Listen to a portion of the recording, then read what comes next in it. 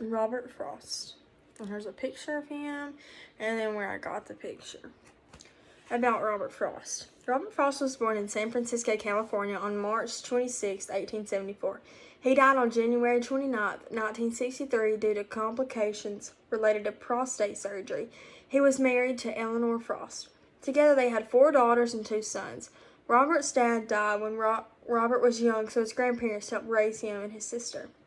And here's the links where I got it. And then if I scroll down, there's a YouTube video about his biography. Comparing and contrasting.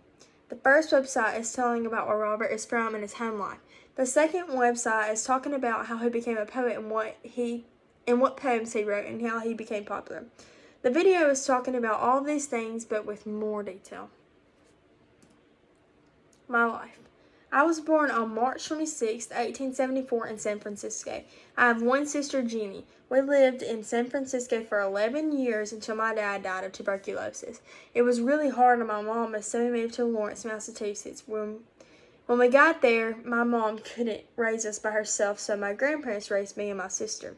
I attended Lawrence High School, where I met my wife, Eleanor Frost. I started college at Harvard University, but I had to drop out due to my health conditions. My wife and I moved to a farm in New Hampshire where we raised our 6 kids. We both shared a love for poetry. My first poem was printed in a weekly literary journal. When I started writing poems, they weren't very popular.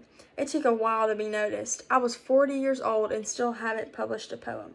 Then finally, A Boy's Will published. Poems by Robert Frost. Fire and Ice. This poem is talking about hatred and desire. It is showing the bad of the world.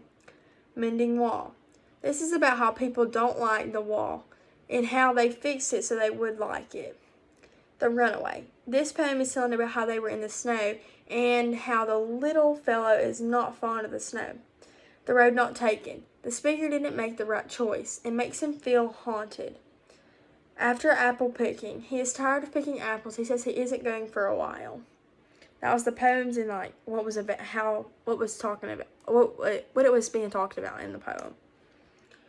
Fire and Ice. I think Fire and Ice best represents Robert Frost. Robert Frost tells in his poem how he had seen this bad and the good in the world. He thinks it is both ways. This poem says that people will either burn to death or freeze to death. And then here is where I got it. Literary critics of Fire and Ice. 2 literary critics of Fire and Ice are marvel compactness, singling a new style, tone, and manner. I agree with this because it is showing another side of what people think is going on in the world. There is not always good in the world and not always bad.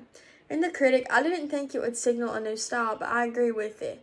One thing I thought about the analysis that wasn't mentioned in the poem was the hatred of the world.